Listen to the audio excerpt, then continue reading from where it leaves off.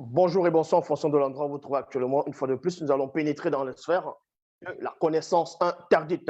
Ici, comme vous pouvez constater par rapport au titre de la vidéo, du live, vous voyez que c'est l'existence de Jésus. En gros, on parle de, pour vous démontrer une bonne fois pour toutes aussi, encore, que Jésus, Christ, peu importe comment on va le nommer, Yoshua, Machia, Jésus de Nazareth, Yeshua, il n'a jamais existé. Et son histoire, depuis son annonce, depuis sa naissance jusqu'à sa mort sur la croix est complètement faux. C'est un mensonge. On va le démontrer dans les Bibles actuelles classiques. Pour cela, vous savez qu'il est dit, néanmoins dans les Bibles actuelles classiques, je m'adresse à tous ceux qui se disent pasteur, révérend, bishop, marchand, apôtre, prophète, diacre, prophétesse ou inspirer les pseudo-youtubeurs qui sont en train de regarder ce live actuellement, parce que je sais qu'il y a beaucoup d'entre eux, beaucoup d'entre vous qui vous dites à vos on va dire à vos disciples de ne pas regarder Zouloula, mais vous venez en cachette, néanmoins, regardez, écoutez ce que Zouloula dit, parce que vous savez que quand vous écoutez, il y a une grande connaissance qui s'émane constamment. Et vous vous abreuvez de cette connaissance, mais en cachette. C'est ce qu'on appelle l'hypocrisie. Mais néanmoins, dans vos propres Bibles classiques, dans Jean 3, 11, il est dit, nous disons ce que nous savons, et l'on rend témoignage de ce qu'on a vu, donc de ceux dont nous avons pénétré en profondeur. Également dans Proverbe 19, 2, le manque de science n'est bon pour personne. Et dans Jérémie 33, 3, demande-moi, je te relèverai des choses cachées, des choses que tu ne sais pas. Ici, nous allons donc parler premièrement, la phase 1 consiste à démontrer le mensonge de la naissance de Jésus. On va aller dans le livre de Luc, Luc chapitre 1, verset 30 à 31. Déjà, je m'aurais éclairci déjà par rapport au personnage de Luc, parce qu'il y a beaucoup qui pensent que Luc était un apôtre qui avait été établi par le fameux Jésus quand il avait établi les autres apôtres. Luc n'était pas un apôtre, il n'a même pas vu Jésus physiquement selon les Bibles actuelles classiques. Mais néanmoins, dans Luc chapitre 1, verset 30 à 31, il est dit ici, on vous dit que l'ange Gabriel s'est adressé à Marie, a paru à Marie, a eu une conversation avec Marie et il a révélé quelque chose à Marie. Il dit ici, l'ange lui dit alors, deux points, n'aie pas peur, Marie, car tu as la faveur de Dieu. Tu as la faveur de Dieu, tu seras enceinte et tu accoucheras d'un fils. Point. Nomme-le Jésus. Nomme-le Jésus. Donc, dans l'évangile de Luc, chapitre 1, verset 31, vous comprenez par là que Gabriel, le messager de Yahvé d'Adonai, Elohim, le faux Dieu, va dire à Marie que Marie, vu que Marie était enceinte, et Marie devait être enceinte ici, donc c'est pour ça que l'ange Gabriel lui dit, tu seras enceinte, tu accoucheras d'un fils, nomme-le Jésus. Or, quand on va dans l'évangile de Matthieu, chapitre 1, verset 18 à 23, on vous dit ici que le même ange va apparaître ici, non pas à Marie, mais à Joseph quand il est en train de dormir, dans d'autres versions. Parce que Marie était fiancée à Joseph selon les Bibles classiques, et à un moment donné, elle s'est retrouvée enceinte. Mais Joseph, quand Joseph l'a vu, Joseph ne savait pas ce qui s'est passé. Donc pour lui, il a conclu que Marie l'avait forcément trompé. Et selon la loi de Moïse, dans ce qu'on appelle la Torah, il fallait lapider de telles femmes, donc devait l'éloigner parmi le peuple.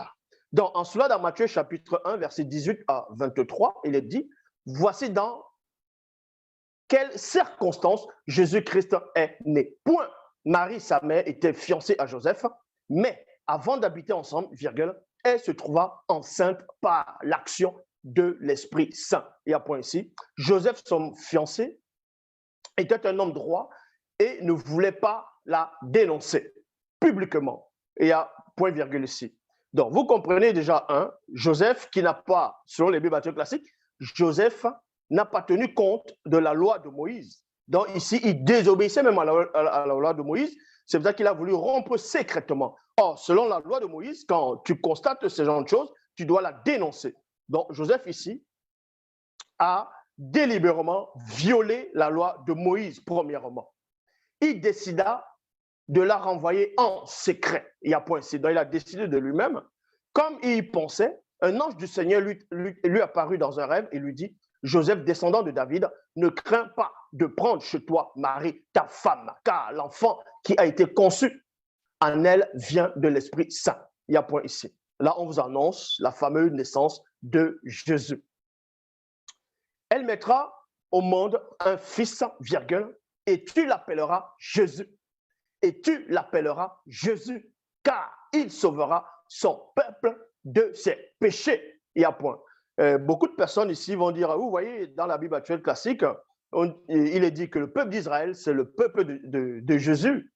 Donc, ça veut dire que si c'est son peuple, ça dit qu'il est Dieu. Mais dans ce que vous oubliez, dans la Torah, il aussi dit, le même fameux Dieu a demandé à Moïse de descendre, car le peuple de Moïse, qui est aussi le peuple d'Israël, le peuple de Moïse a violé la loi et est en train de commettre l'idolâtrie. Donc, ça veut dire que Moïse aussi est Dieu, Yahvé lui-même aussi. Bon, ça, c'est pour vous montrer que les gens viennent lire les Écritures sans comprendre ce qu'ils sont en train de lire.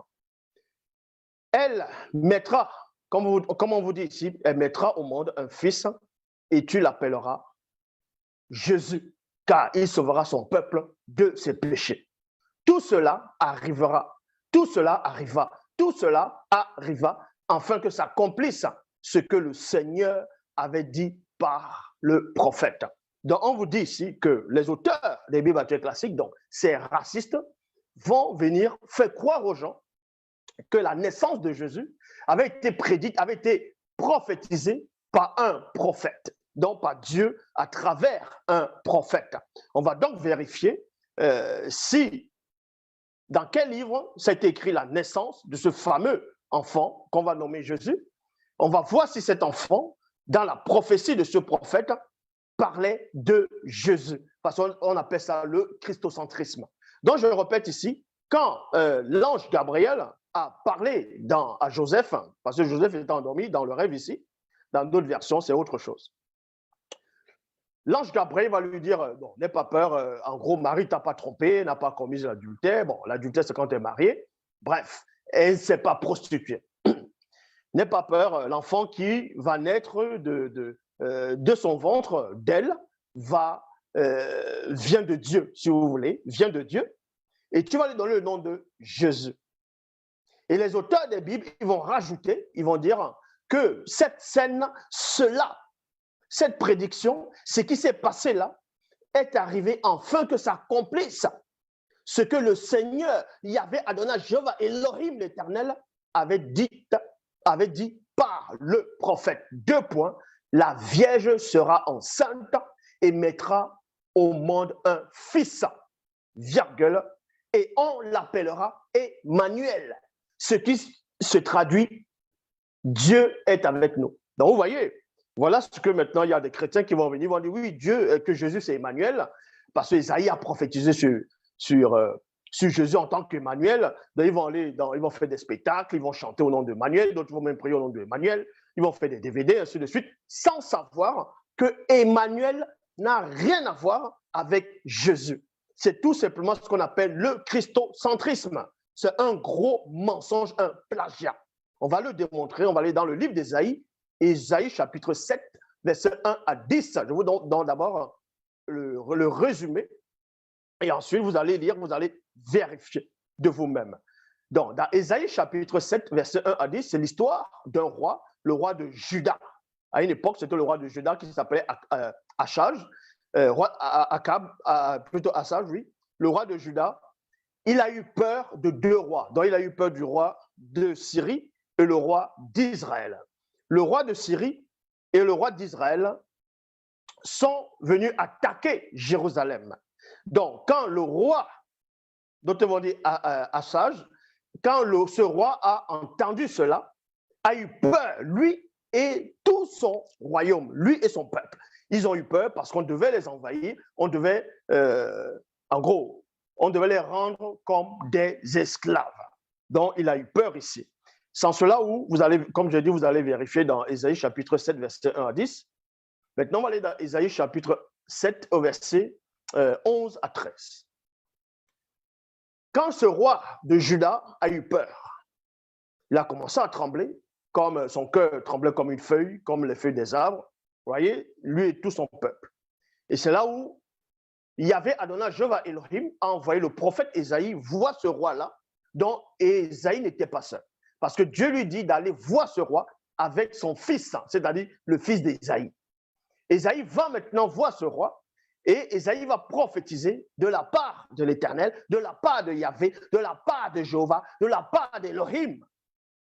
Il lui dit ici, dans Ésaïe 7, 11 à 13, « Demande au Seigneur, ton Dieu, un signe de son appui, parce qu'il avait besoin de l'appui de Dieu. Il avait besoin que Dieu l'aide dans ce qui doit arriver, dans ce qui est en train de se passer. C'est pour ça que Ésaïe ici, il va appuyer, il va dire que demande alors un signe à Dieu. Demande quelque chose à Dieu afin que tu puisses être rassuré. C'est pour ça que le roi maintenant va répondre, et Ésaïe va poursuivre, va dire ici, qu'il te le donne au fond du monde des morts. Dans d'autres versions, c'est le Sheol, où se jouent les morts, ou là-haut dans les cieux. Il y a point. Mais le roi Akaz, là, dans d'autres versions, répondit, non, je n'en demanderai pas. Je ne veux pas mettre le Seigneur à l'épreuve. Donc, ce roi de Juda, il ne veut pas mettre Dieu à l'épreuve. Il a peur de demander. Alors, Ésaïe lui dit, écoute-moi, toi et ta famille, virgule, les descendants de David, on dirait que cela ne vous suffit pas d'épuiser la patience des gens. Dans d'autres versions, c'est des hommes. Et qu'il vous faut aussi épuiser la patience de Dieu. Il y a point. Ésaïe chapitre 7 au verset 14. Voilà le verset dans la Bible que tous les soi-disant pasteurs, pseudo-pasteurs qui sont dans le monde, ou prophètes, ou apôtres, bishops, peu importe les noms qui vont les titres qui vont se donner, ou s'auto-proclamer, Ésaïe 7, 14, c'est un passage qu'ils n'arrivent pas à comprendre. Parce qu'ils ne savent pas lire le français.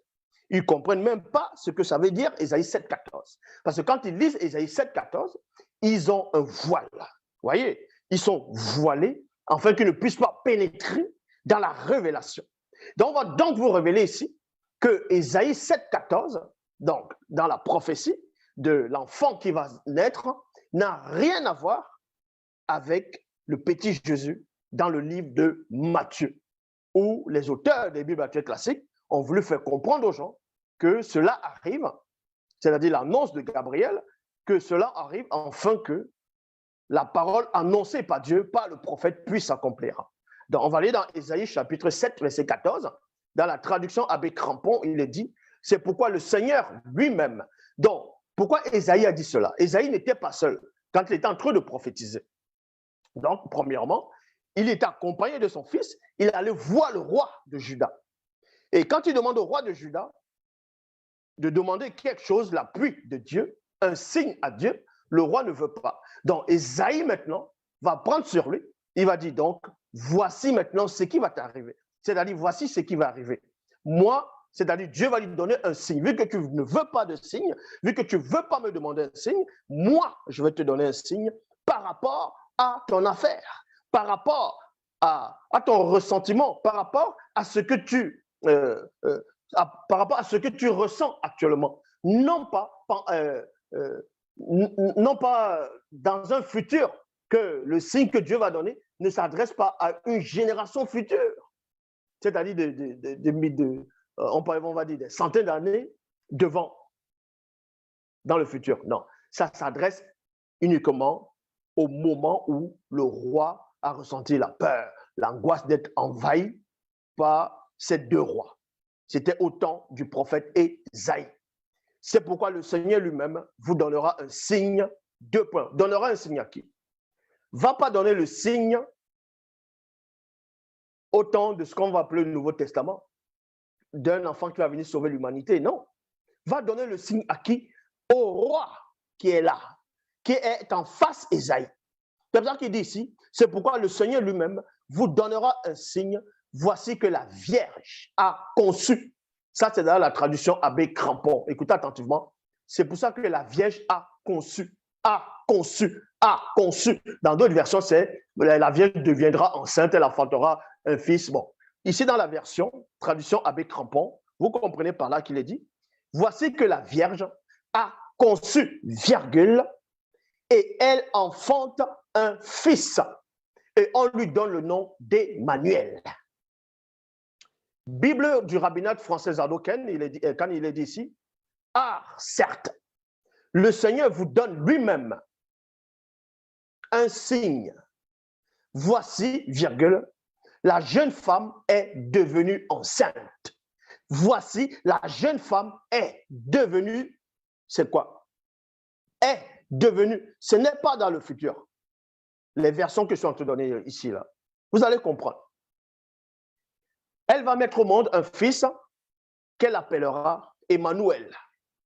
Bible annotée de Chafnel. Il est dit de Chafnel, c'est pourquoi le Seigneur lui-même vous donnera un signe, 2 points. Voici la Vierge a conçu, virgule, et elle enfante un fils et on lui donne le nom d'Emmanuel. Pour ceux qui ne comprennent pas ce qui veut dire conçu, vous tapez définition du mot conçu. Selon même si vous pouvez aller dans le dictionnaire chrétien, vous allez vérifier. Vous tapez la femme a conçu. On va vous donner la définition de ce qui veut dire une femme a conçu. Conçu ne veut pas dire qu'elle a couché, là, dans cette définition. Mais conçu, c'est quoi? C'est former un enfant en soi par fécondation d'un ovule par un spermatozoïde. Est-ce que vous comprenez? Par un spermatozoïde. Vous comprenez ici que dans Ésaïe 7,14, avec les versions que je donne, parce que les autres viennent mal traduire, pour manifester le christocentrisme, dans Ésaïe 7,14 vous apprend que cet enfant qui va naître, il ne va pas naître miraculeusement. Dans Ésaïe 7,14. Il ne va pas naître miraculeusement. C'est pour ça qu'on dit, voici la jeune femme est enceinte. Dans d'autres versions, voici la jeune vierge. Parce qu'ils disent que, oui, si la vierge, elle est née, ça veut dire qu'elle n'a pas conçu avec quelqu'un. Donc forcément, l'enfant va naître miraculeusement. Mais vous restez bloqué dans une seule version qui vont plus centrer la théorie du christocentrisme. Or, les meilleures versions qui étaient mieux traduites par rapport à ces versets uniquement disent ici, voici la jeune fille a conçu et elle enfante un fils. Et elle enfante un fils. Traduction Abbé Crampon, certes il est dit, voici que la Vierge a conçu. On va vous expliquer aussi pourquoi on dit la Vierge. Quand vous allez dans Genèse, chapitre 4, verset 1, on va aller dans la Bible des peuples, on parle de l'homme, c'est-à-dire Adam, va s'unir avec Ève. Mais avant que Ève ne puisse s'unir avec Adam, Ève était vierge. Ève était vierge. Est-ce que vous comprenez? Ça veut dire que quand Adam va s'unir avec Ève, on vous dit ici, dans la Bible des peuples, Genèse chapitre 4, verset 1, l'homme s'unit à Ève, virgule, sa femme, virgule, est conçue, exactement comme la fille, la vierge dans Isaïe 7, 14. Elle conçut et enfanta Caïn. Bible pastorale de Marie-Tsous, Adam connut Ève, sa femme, point, elle conçut en donnant jour à Caïn. Bible de Jérusalem, l'homme connut sa femme, virgule, connut Ève, virgule, sa femme.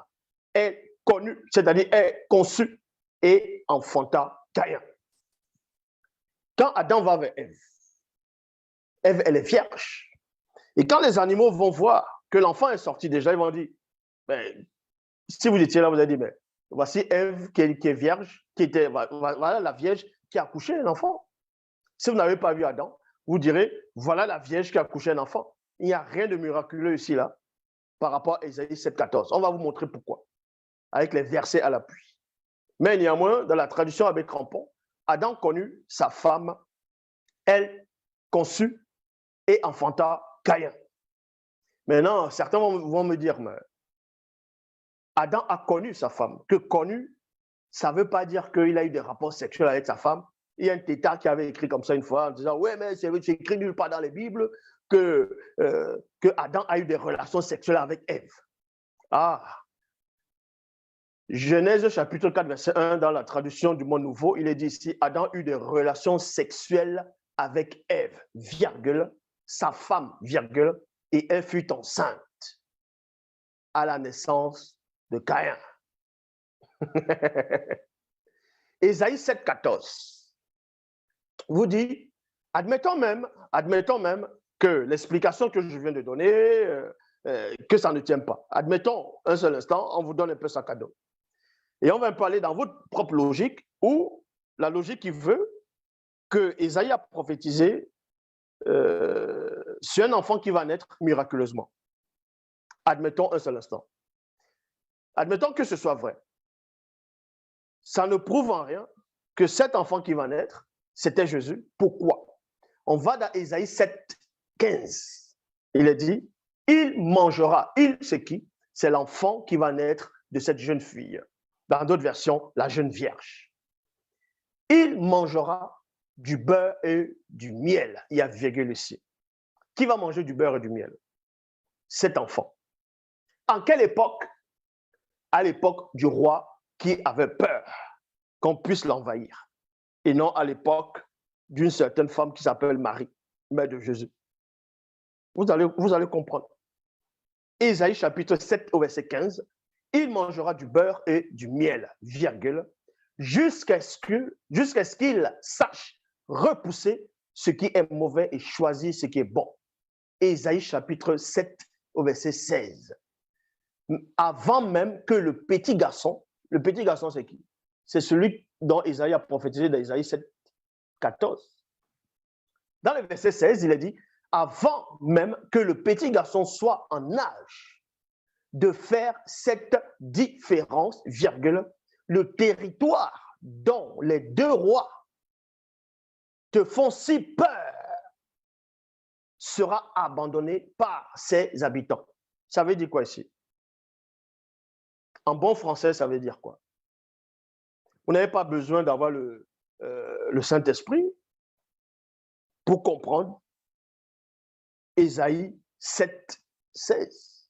Parce que les gens, pourquoi je dis cela? Parce que les gens qui vont dire non, il faut avoir la révélation, il faut avoir l'Esprit pour comprendre la soi-disant parole de Dieu.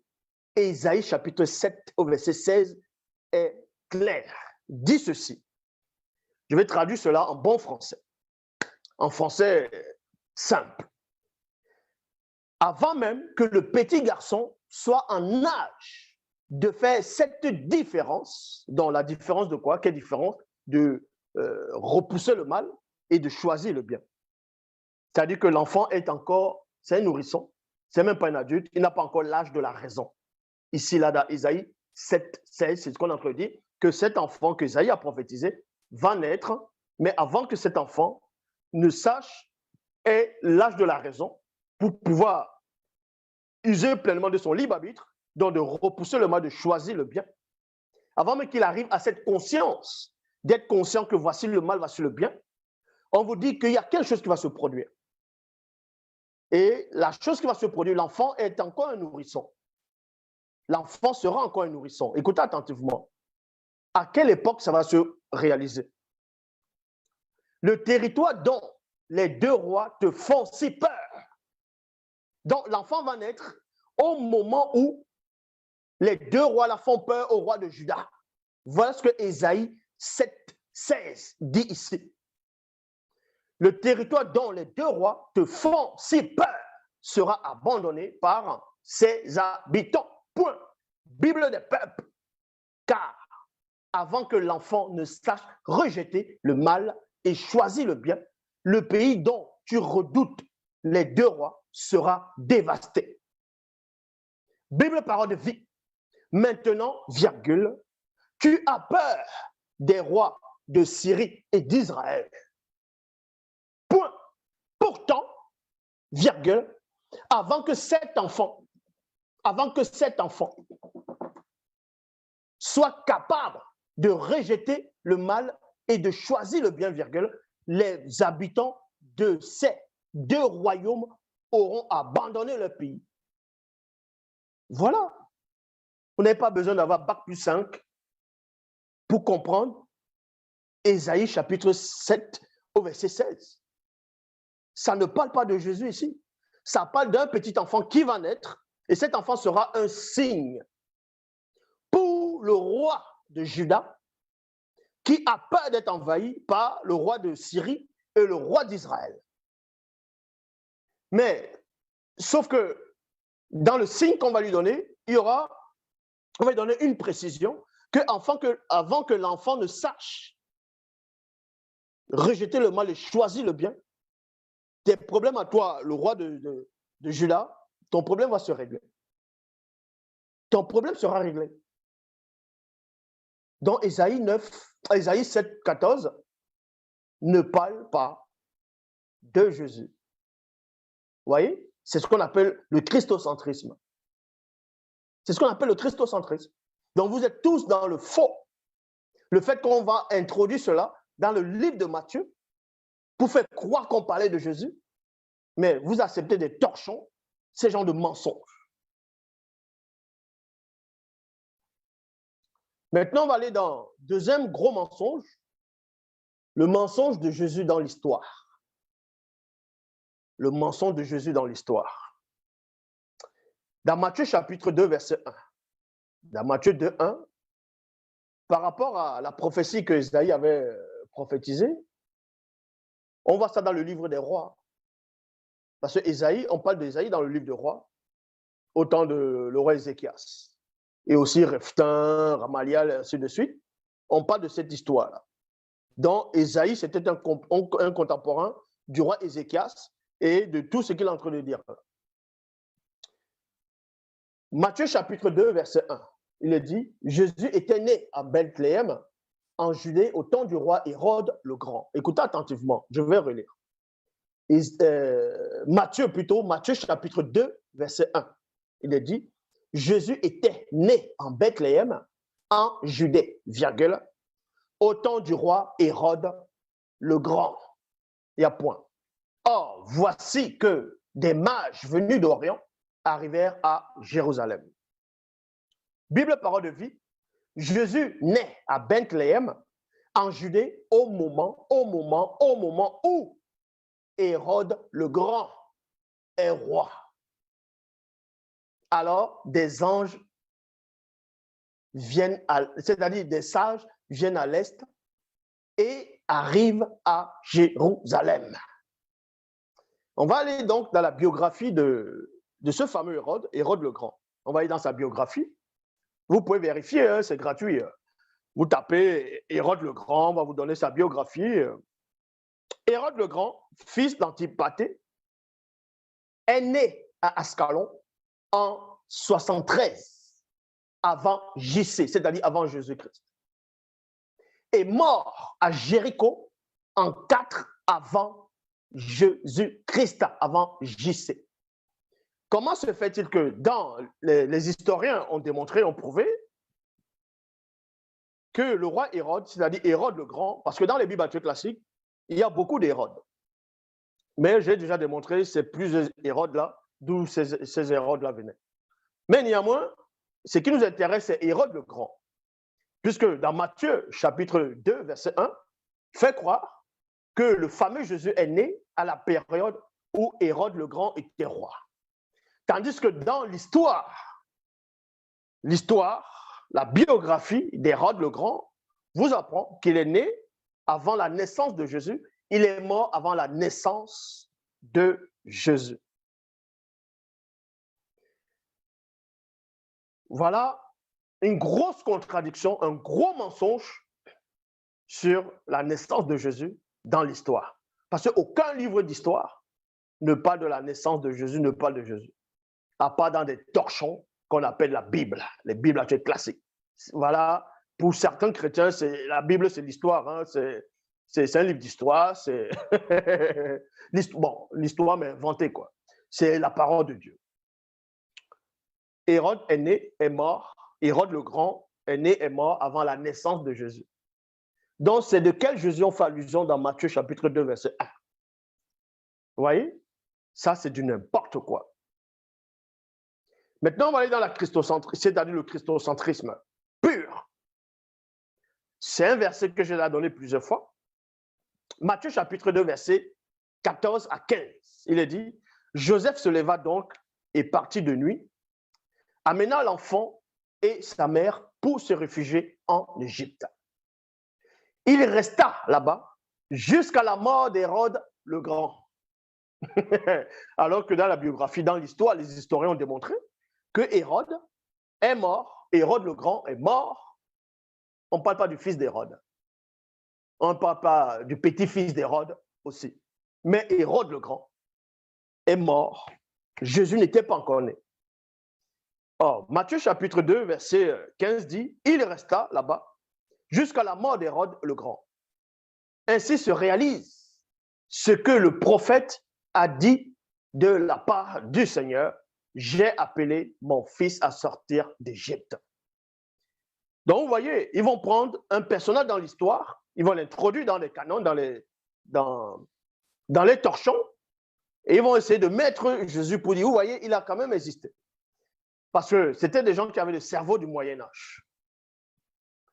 Et ils pensaient que les gens n'allaient pas être plus intelligents que les gens n'allaient pas voir cette supercherie, ce mensonge déguisé. Donc, on vous apprend dans le livre de Matthieu, chapitre 2, verset 15, c'est le même Matthieu qui dit que Ésaïe a prophétisé sur la naissance de Jésus en disant « c'est lui Emmanuel ». Alors que vous avez vu que Emmanuel n'a rien à voir avec Jésus. Emmanuel est né à l'époque d'Ésaïe. Je le répète. Emmanuel est né à l'époque du prophète Ésaïe. Il est né physiquement à l'époque du prophète Ésaïe. Ça, je l'ai démontré plusieurs fois. Je n'ai même pas besoin de prendre Bible, la Bible authentique. Kaltambale. Donc, Matthieu, l'auteur de Matthieu, on sait qu'ils sont nombreux qui sont derrière, hein, va raconter des hérésies, va pousser le bouchon plus loin en faisant croire que Joseph a pris Marie et le petit enfant Jésus. Ils sont allés se réfugier en Égypte jusqu'à ce que le roi Hérode le Grand meure, afin que s'accomplisse. Donc, ça veut dire que même les propres dieux, Yahvé, Adonai, Jéhovah, Elohim, s'est trompé parce que Dieu de la Bible, donc en gros, Yahvé, ce n'est pas un historien. Les historiens sont plus éclairés que lui. Parce que puisqu'on te dit ici, afin que ça accomplisse, parce que dans cet accomplissement, on avait compté Hérode dedans. Il fallait que Hérode meure d'abord, Hérode le Grand meure, afin que la parole de Dieu, de Yahvé, Adonai, Jéhovah, Elohim, annoncée par un prophète, puisse s'accomplir. Donc, Yahvé lui-même est dans le complot du plagiat, du christocentrisme. Donc, vous voyez ce qui se passe derrière. Pauvres de vous ces croyants-là. On va aller donc où la prophétie a eu lieu, dans Osée, chapitre 11, verset 1. On va aller dans la Bible en français courant. Quand Israël était jeune, virgule, je me suis mis à l'aimer, dit le Seigneur, virgule, et je l'ai appelé, virgule, lui, mon fils, virgule, a sorti d'Égypte. C'est la même chose dont on fait allusion dans Matthieu chapitre 2, verset 15, mais sauf que dans Osée 11, 1, ne fait nullement allusion à Jésus, mais à Israël qui a subi l'esclavage en Égypte. Mais aussi, l'histoire des Hébreux, des Israélites en Égypte n'a même pas eu lieu. Ça, c'est un gros mensonge. Ça, je l'ai démontré. Cette vidéo est toujours là. Mais bon, c'est pour vous montrer que les auteurs des Bibles actuelles classiques, en fonction des époques, ils vont prendre une histoire qui est déjà trafiquée, une fausse histoire. Ils vont se baser sur ce qui est faux et rajouter du faux, écrire encore du faux. Et les gens vont maintenant dire, Dieu les a parlé, Dieu les aurait donné des révélations à partir du faux, à partir de ce qui est faux. Dans les Bibles actuelles classiques, dès Jésus, ils sont les fonds des débats, la divinité de Jésus. Jésus, c'est Yahvé. Jésus, c'est Elohim. Mais on s'en tape de ça. Il n'existe pas. Point barre. Donc, Bible en français courant, Bible parole de vie, le Seigneur dit, quand Israël était jeune, virgule, je l'ai aimé et je l'ai appelé, virgule, lui, virgule, mon fils, il y a virgule, a sorti d'Égypte. Osée chapitre 11, verset 2, Bible, parole de vie. Mais ensuite, mais quand on dit mais ensuite, ça veut dire qu'on fait toujours référence au verset 1. Maintenant, là, sur le verset 2, pour expliquer, après, c'est-à-dire le verset 1 poursuit dans le verset 2. Mais ensuite, plus je l'appelais, plus il sait, plus il s'éloigne de moi. Plus s'éloignant de moi. Mon peuple offre des sacrifices au Baal. Il brûle de l'encens aux faux prophètes, c'est-à-dire aux faux dieux. Comme j'ai déjà dit, montrez-moi un passage où, dans Matthieu, où Jésus allait adorer les Baals, les faux dieux. Donc, vous voyez que ça, c'est du christocentrisme. Vous êtes tellement, je ne sais pas, ignorant à un point où ça fait vomir. Maintenant, on va démontrer ici un autre mensonge qui tourne autour de la vie de Jésus. Quand on va dans le livre de Marc, chapitre 11, verset 7, il est dit, c'est l'époque où, à un moment, Jésus il va entrer à Jérusalem, ou selon les bibliothécaires classiques, on veut l'acclamer. Dans Marc, chapitre 11, verset 7, il est dit ici, ils amenèrent le petit âne, et non les, mais c'est-à-dire c'est le singulier et non le pluriel. Le singulier, c'est un, le pluriel, c'est plusieurs. Donc, ils amenèrent le petit âne à Jésus, il y a virgule, le couvrir de leur manteau. On a couvert le petit âne et non Jésus, le couvrir de leur manteau et Jésus s'assit dessus. Il y a point. Donc, Marc, chapitre 11, verset 7, parle d'un animal, un âne. Dans la même histoire, dans Matthieu, chapitre 21, au verset 7, il est dit, ils amenaient l'ânesse et son petit et portaient sur eux leur manteau, virgule, et Jésus s'assit dessus. Donc, vous voyez, dans Marc, chapitre 11, verset 7, c'est un animal. Dans Matthieu, chapitre 21, verset 7, c'est deux animaux. Voilà ce qu'on appelle l'erreur. Or, dans les bibliothèques classiques, il est dit que Paul de Tarse a dit notre prédication ne repose ni sur l'erreur, ni sur des motifs impurs. Donc, vous voyez, et on vous apprend que c'est traduit d'après les textes originaux. Le texte original, alors, c'est quoi? Le texte original, c'est-à-dire qu'on retrouve Matthieu dedans, on retrouve Marc dedans, et on voit quand même les erreurs qui sont dedans.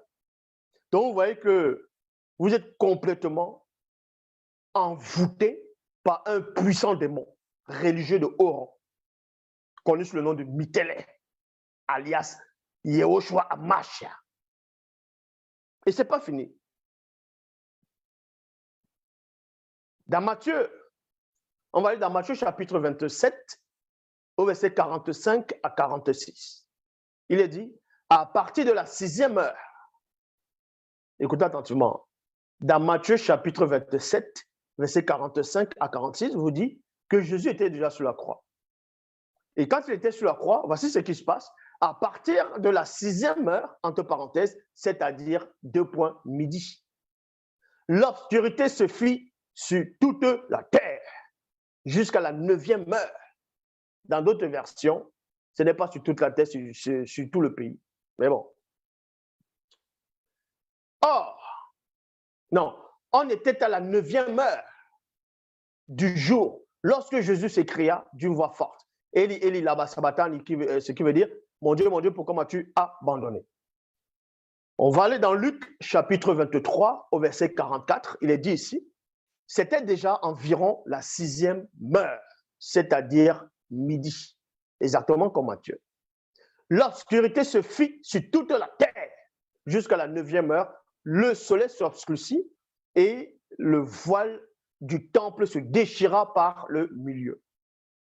Jésus s'écria d'une voix forte, 2 points, Père, je remets mon esprit entre tes mains. Après avoir dit ces mots, il mourut. Déjà, Matthieu dit que Jésus a dit que mon Dieu, pourquoi m'as-tu abandonné? Luc ne dit pas ça. Et bon, c'est censé être la parole de Dieu. Maintenant, on va aller dans l'évangile de Jean. Jean chapitre 19 au verset 14 à 15. Il est dit ici, c'était le jour de la préparation de la Pâque et il était environ midi. Exactement comme Luc et Jean et Matthieu. C'était midi aussi. C'était aussi midi dans la 6e heure. Environ, ou c'était midi, c'est-à-dire midi. Jean aussi dit c'était midi, mais sauf que par rapport à l'évangile de Jean, Jésus ne se trouvait pas sur la croix à midi. Vers la 6e heure, Jésus n'était pas sur la croix. Contrairement à Luc et Matthieu, Jésus était sur la croix. Mais Jean, l'évangile de Jean, Jésus n'était pas sur la croix le même jour que les autres, c'est-à-dire la même histoire, la même heure. C'était le jour de la préparation de la Pâque, il était environ midi. Point. L'évangile de Jean va localiser où Jésus se trouvait. Pilate dit aux Juifs, voici votre roi. Donc, environ à midi, là, Jésus, selon l'évangile de Jean, était encore chez Pilate. Quand il dit chez Pilate au tribunal. Tandis que Luc et Matthieu, Jésus, lui, il se trouvait déjà sur la croix. Il était là en train de mourir. Il rendait déjà l'âme, il rendait déjà son esprit. Donc, voici votre roi. Mais ils se mirent à crier à mort, crucifiez-le. Pilate leur demanda, faut-il que je crucifie votre roi? Les grands prêtres répondirent, nous n'avons pas d'autre roi que l'empereur. Vous voyez? Voilà encore un gros mensonge, une grosse contradiction de vos balivernes là. Maintenant, on va aller sur la croix de Jésus maintenant. Vous allez voir une autre contradiction, un gros mensonge, dans Matthieu chapitre 27, au verset 31 à 33. Quand il se fut bien moqué de lui, virgule, ils lui enlevaient le manteau, lui remirent ses vêtements et l'amenèrent pour le crucifier. Donc là, en ce moment, Jésus n'était pas encore sur la croix. C'était sur le chemin de la croix. On vous apprend que les soldats l'ont flagellé, l'ont fouetté, ainsi de suite. Ils ont même mis un manteau. Après, ils ont enlevé son manteau, ils l'ont remis ses vêtements. Donc, on a mené Jésus pour le crucifier. Quand les soldats sortent de la ville, ils rencontrent un homme de Cyrène, virgule, appelé Simon. Point. Il l'oblige à porter la croix de Jésus. Donc, on vous dit ici, dans Matthieu chapitre 27, verset 32, ils ont obligé un homme à porter la croix de Jésus jusqu'à ce qu'on appelle Golgotha, dans le lieu de crâne. Dans le verset 33, il est dit, ils arrivaient dans l'endroit appelé Golgotha, virgule, ce qui veut dire le lieu du crâne. Donc, Matthieu chapitre 27, verset 31 à 33, vous apprend que, en gros, Jésus n'a pas porté sa croix. C'est une autre personne qui a porté sa croix jusqu'à arriver au lieu du crâne. Maintenant, on va dans Jean chapitre 19 au verset 17. La même histoire. Dans la traduction David Martin, et Jésus. On va aller dans plutôt Jean chapitre 19 verset 17. Et Jésus portait sa croix, vint au lieu appelé le calvaire, en hébreu Golgotha. Donc, Bible annotée de Chaffnet, il est dit ici, et portant lui-même sa croix. Donc, on va reprendre dans Jean chapitre 19, verset 17, parce que Mitele est passé là. Oui, Mitele, il est passé un moment là, il a voulu me faire en sorte que je dise pas ce que je devais dire. Dans Matthieu chapitre 27, au verset 32, Jésus n'a pas porté sa croix. C'est une autre personne qui a porté sa croix. Tandis que dans Jean, chapitre 19, verset 17, ce n'est pas une autre personne qui porte sa croix, c'est Jésus lui-même qui porte sa croix. On dit ici, et Jésus porte sa croix. Porta sa croix, vint au lieu appelé le calvaire, en hébreu Golgotha. Bible à noter de Chaftel, il est dit, et portant lui-même sa croix. Lui-même, admettons qu'il a porté, selon Matthieu, au milieu, il a porté, à un moment il était fatigué, maintenant on a vu les soldats ont vu qu'il était fatigué. On réquisitionne le Simon, là, le Cyrène, donc Simon de Cyrène, et il porte la croix de Jésus jusqu'au lieu de crâne. Admettons un peu ça. Mais ce n'est pas ce que Jean dit. Jean dit il a porté sa croix du début à la fin. Il n'y a pas eu une autre personne qui est venue l'aider à porter sa croix. C'est la même scène, hein, mais remplie de contradictions. Et c'est ça la parole de Dieu. Donc tout ce qui tourne autour de Jésus n'est que mensonge. Contradiction. Voilà une autre contradiction. Dans Matthieu chapitre 27, au verset 37. Dans Matthieu 27, au verset 34, il est dit, ils lui donnèrent à boire du vin mêlé de fiel, et l'ayant goûté, virgule, il refusa de le boire. Bible en français courant, 1982, il est dit, et là, il donnait à boire à Jésus du vin mélangé avec une drogue. Oui, vous avez entendu, une drogue amère. Après l'avoir goûté, Jésus a goûté la drogue. Hein. Il ne voulut pas boire. Matthieu chapitre 27, verset 34, vous dit que quand Jésus était sur la croix, on lui a apporté de la boisson, il a goûté, il n'a pas voulu boire. Parce que tu peux goûter quelque chose sans avaler la chose. Tu peux mettre la chose à la langue, tu rejettes. Tu n'as pas bu.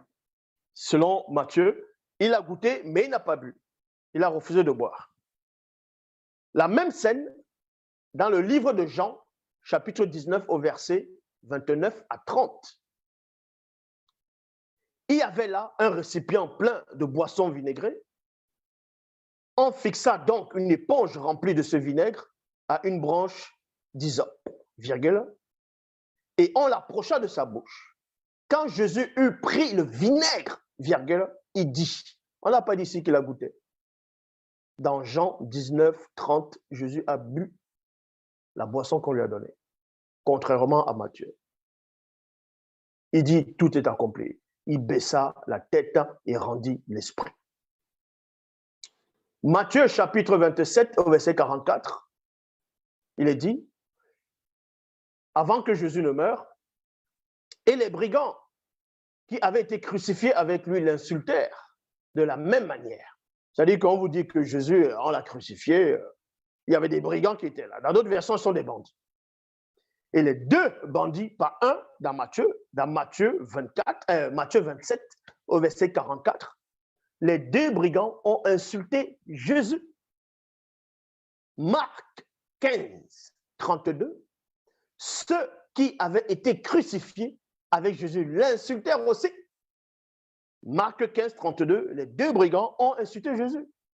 Or, quand on va dans Luc, chapitre 23, verset 39 à 40, on dit un des malfaiteurs crucifiés l'insultait. Là, ce n'est plus deux, c'est maintenant un. Donc, qui dit la vérité entre ces évangiles? Où se trouve la vérité? Puisque tout n'est que mensonge. Tout n'est que mensonge. Du début à la fin. Et on vous apprend qu'à un moment donné, le malfaiteur a repris l'autre personne en disant, mais tu ne crains pas Dieu, toi qui subis la même punition. En gros, nous, on a mérité notre châtiment, mais lui, il n'a rien fait. Et ensuite, il va s'adresser à Jésus maintenant dans Luc 23, 42. Puis il ajouta, Jésus, souviens-toi de moi quand tu viendras pour être roi. Voilà ce qui est intéressant maintenant. On va aller dans ce qui est intéressant. Dans Luc 23, 42. Oui, ça j'ai lu. Luc 23, 43. Dans la tradition Abbé Filion. Et Jésus lui dit, deux points, en vérité, virgule, je te le dis, virgule, tu seras aujourd'hui avec moi dans le paradis. Jésus a dit à ce brigand qu'aujourd'hui, là, ils vont entrer au paradis, lui avec le brigand. Parce qu'il y a des tétards qui vont dire, oui, mais c'est aujourd'hui, là, ce jour-là, tu lui avais dit ça. Non, ce n'est pas ce que l'Écriture dit ici. Ce n'est pas ce que ça dit. Ça, c'est votre interprétation. Ce n'est pas ce que ça dit ici. Votre Jésus s'est gouré. Dans Luc 23, 43, Bible, traduction Abbé Filion, et Jésus lui dit, en vérité, virgule, je te le dis, il y a virgule ici, tu seras aujourd'hui avec moi dans le paradis. Traduction Oltamar, il est dit, et Jésus répondit, deux points, je te le dis en vérité, virgule, qu'aujourd'hui même, il n'a pas dit que c'est aujourd'hui qu'il est en train de lui dire ça, qu'aujourd'hui même tu seras avec moi dans le paradis. Ça, c'est le français. Hein? Qu'aujourd'hui même. Ça veut dire qu'aujourd'hui, là, on va entrer au paradis aujourd'hui. Là. Voilà ce que ça dit ici. Si vous voulez, je relis. Luc 23, 43. Jésus répondit, deux points. Je te le dis en vérité, virgule. Qu'aujourd'hui même, il n'y a pas la virgule. Hein, tu seras avec moi dans le paradis. Ce jour-là, Jésus n'est pas allé au paradis. Hein. Jésus n'est pas allé au paradis ce jour-là. Donc, il a menti à ce brigand-là. Il a menti à ce brigand. C'est pour ça que les autres auteurs des autres évangiles ont vu cela, ils ont dit non. Et le gars-là, il a menti. Nous, dans notre évangile, on va plutôt dire que les deux ont insulté. Comme ça, on va empêcher qu'ils mentent dans notre évangile. Vous voyez? Des pauvres arrivistes. Comment c'est que Jésus n'est pas allé au paradis ce jour-là avec cette personne-là? On va aller dans l'évangile de Jean, chapitre 20, au verset 17. Vous savez que c'est Myriam, donc. Dans d'autres versions, c'est Myriam. Dans d'autres passages, c'est Marie, pas Marie, mais de Jésus. Il y a une Marie qui est venue au tombeau, voilà, tôt le matin. Mais on va aller dans Jean, chapitre 20, au verset 17. Jésus reprit, parce que quand il a ressuscité, voilà ce qu'il va dire. Après que Marie et Myriam l'a vu, Jésus reprit, ne me retiens pas, virgule, car je ne suis pas encore monté vers mon Père. Non, vers le Père. Je ne suis pas encore monté. C'est-à-dire, il n'est pas monté. Il n'est pas monté. Ça, c'était 3 jours hein, après sa mort. Il a fait 3 jours, il a ressuscité après, selon les Bibles classiques. Ça, c'est des jours après. Il dit, ne me retiens pas car je ne suis pas encore monté. Il n'est pas encore monté.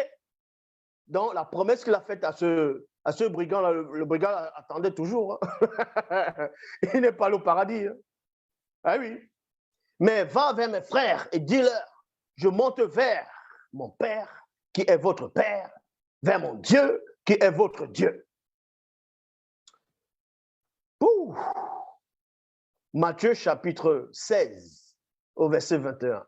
Bible en français courant. À partir de ce moment, Jésus se mit à parler ouvertement à ses disciples en disant, là pour vous montrer que la promesse de Jésus n'a pas été tenue, de même que vous dites que Jésus va revenir, il ne reviendra pas. Il ne reviendra pas parce qu'il n'est même jamais parti, parce qu'il n'est même pas né. Est-ce que vous comprenez? Donc vous perdez votre énergie pour rien. Quand, avant sa mort, il disait dans Matthieu 16, 21, à partir de ce moment, Jésus se mit à parler ouvertement à ses disciples en disant, il faut que j'aille à Jérusalem et que j'y souffre beaucoup de la part des anciens, des chefs, des prêtres et des maîtres de la loi. Point. Je serai mis à mort et, virgule, le 3e jour, virgule, je reviendrai à la vie. Vous voyez?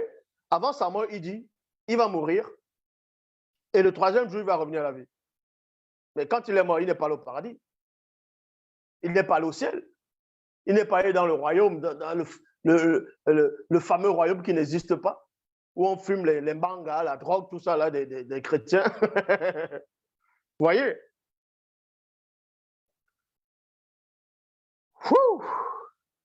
Dans Matthieu chapitre 27, au verset 15, au verset 50. Matthieu 27, verset 50. Bible, nouvelle Bible en français courant. Jésus poussa de nouveau un grand cri et mourut. Dans la Bible classique, Jésus est mort sur la croix.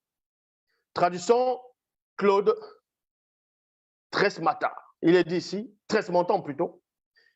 Et Yoshua, il a recommencé à crier avec une grande voix et il est sorti. Et il est sorti son esprit. Et il est sorti son esprit. On vous dit ici, Jésus sur la croix, il crie, dans cette version, on dit que son esprit est sorti. Maintenant, les gens pourront dire, ah oui, peut-être que quand son esprit est sorti avec l'esprit du brigand. Et c'est l'esprit qui est allé au paradis. L'esprit du brigand est parti au paradis parce que la chair ne va pas aller au paradis. Admettons qu'il y a des gens qui vont me donner cette réflexion-là. Je vais toujours vous corriger. Pourquoi? Dans Jean chapitre 19, au verset 31 à 33, il est dit ici, c'était à la veille de la Pâque. C'était à la veille de la Pâque. Écoutez attentivement. Jésus meurt sur la croix, selon les Bibles classiques. Son esprit part à Dieu. Non, son esprit sort, son esprit part. Et son esprit est parti tout seul. Hein. C'est pas l'esprit du brigand est encore là. On va vous expliquer pourquoi l'esprit du brigand était là, pourquoi l'âme du brigand était encore sur place. On va vous révéler cela. Dans Jean chapitre 19, au verset 31 à 33. C'était la veille de la Pâque. Et il ne fallait pas que les corps restaient sur les croix, durant le sabbat, autant plus que le sabbat, là, était particulièrement important. Il y a point. Les autorités juives demandaient donc à Pilate de faire briser les jambes des crucifiés et de faire enlever leur corps. Les soldats vinrent briser les jambes du premier condamné, mis en croix en même temps que Jésus, puis le second. C'est-à-dire que les soldats sont venus et ils ont brisé les jambes des prisonniers, des gens qu'on avait pendus, qu'on avait crucifiés sur la croix, sur les Bibles classiques. Bam! Parce que ces brigands étaient encore vivants. Est-ce que vous comprenez? Parce qu'on ne va pas rompre les jambes de quelqu'un qui est mort. Ça ne sert à rien. On va vous démontrer ici. Donc, les soldats vinrent briser les jambes du premier condamné, mis en croix en même temps que Jésus, puis du second. Mais quand ils arrivent à Jésus, ils virent qu'il était déjà mort. Point virgule. Vu que Jésus était déjà mort, son esprit était parti, donc ils n'ont pu briser ses jambes. Ça ne servait à rien de briser les jambes de quelqu'un qui est mort. Or, les deux autres brigands, ils étaient encore vivants. On a brisé les jambes. Ça prouve que l'esprit de cette personne n'était pas morte. Le brigand qui était du parti de Jésus, Jésus l'a laissé. Donc Jésus a tapé poteau, comme disent les Ivoiriens. L'esprit de ce brigand était encore là. L'esprit du brigand n'est pas monté au même moment que l'esprit de Jésus. Jésus est parti sur les Bibles classiques. Pourquoi? Parce que dans Jacques, chapitre 2, verset 26, il est dit, comme le corps sans esprit est mort, donc le corps qui est vivant a toujours l'esprit. Le corps sans esprit est mort. C'est pour ça que Jésus a donné sur les Bibles classiques, a donné son esprit, mais son corps est mort. C'est logique. Mais le brigand n'était pas mort, donc son esprit était encore là. Matthieu, chapitre 27, au verset 50. Jésus poussa de nouveau un grand cri et mourut. En ce moment, le rideau suspendu dans le sanctuaire se déchira depuis le haut jusqu'en bas. La terre trembla, les rochers se fondirent. Voilà comment les faux pasteurs ils vont prêcher ça dans les églises. Voyez, ça s'est brisé. Les corps des saints ont ressuscité. Voilà ce qu'ils vont retenir. Mais ils ne vont pas retenir la contradiction qui est dedans. Dans Matthieu chapitre 27, au verset 50, on vous dit que Jésus a poussé un grand cri quand il était encore sur la croix, au moment où il devait mourir. Il a crié et ensuite il est mort. Dans le verset 51, il est dit, en ce moment, virgule, c'est après la mort de Jésus, tout de suite après la mort de Jésus, on vous dit ce qui se passe. En ce moment, le rideau suspendu dans le sanctuaire se déchira. Depuis le haut jusqu'en bas, la terre trembla et c'est-à-dire les rochers se fondirent. Tandis que quand on va dans l'évangile de Luc, toujours la même scène, dans Luc chapitre 23, au verset 44, il est dit ici, c'était déjà environ la 6e heure, c'est-à-dire midi, l'obscurité se fit sur toute la terre jusqu'à la 9e heure. Le soleil s'obscurcit et le voile du temple se déchira par le milieu. Point. Verset 46, Jésus s'écria d'une voix forte, « Père, je remets mon esprit entre tes mains. » Après avoir dit cela, il mourut. Donc, vous voyez, dans Matthieu chapitre 27, au verset 50 à 51, Jésus meurt d'abord et le rideau du temple se déchire. Tandis que dans Luc 23, 44 à 46, donc, Jésus,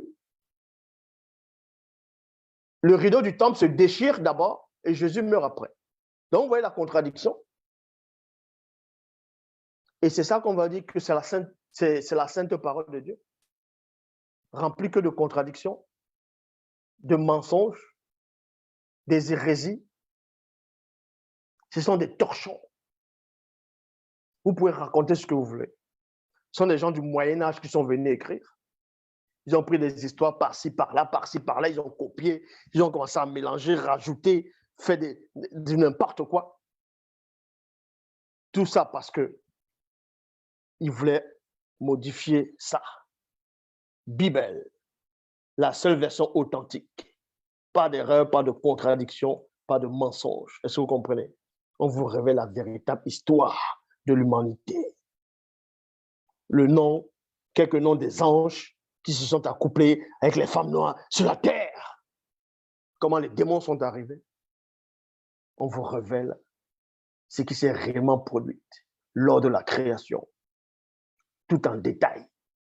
Ce qui se passe quand l'homme est en train de mourir. Quand quelqu'un meurt, on vous raconte en détail ce qui se passe jusqu'à passer de l'autre côté. Qu'est-ce qu'il y a de l'autre côté? Il n'y a que Bible pour vous expliquer ces choses-là. Les autres livres, ce sont des poubelles. Est-ce que vous comprenez? Les autres Bibles actuelles classiques, ce sont des torchons. Voici la seule version authentique. Kalatambalé. On vous révèle même le secret des pyramides. Pourquoi les pyramides ont existé? Pourquoi les pyramides représentent quoi? Il n'y a que Bible pour vous expliquer ces choses-là. Maintenant, la face cachée de Bible, le côté invisible, par-delà les cieux, et arrive. La face cachée de Bible. C'est un livre. C'est le livre que vous n'avez jamais pu imaginer ou concevoir ou même lire. Est-ce que vous comprenez? L'Oba s'est encore glorifié. Voilà votre fameux Jésus. Depuis le début de sa naissance jusqu'à son passage sur la terre, jusqu'à sa mort, c'est que du mensonge. Et tous les autres livres, soit des anciens qui acceptent l'existence de Jésus, que ce soit en simple prophète ou peu importe, la tribu qu'on va lui donner, c'est aussi des faux livres, point barre. Toute autre religion, tout autre livre, toute personne qui accepte l'existence de Jésus, peu importe la tribu qu'on lui donne, vous êtes tous dans le faux. Parce que vous avez pris du faux pour mettre dans le faux. L'Oba s'est encore glorifié.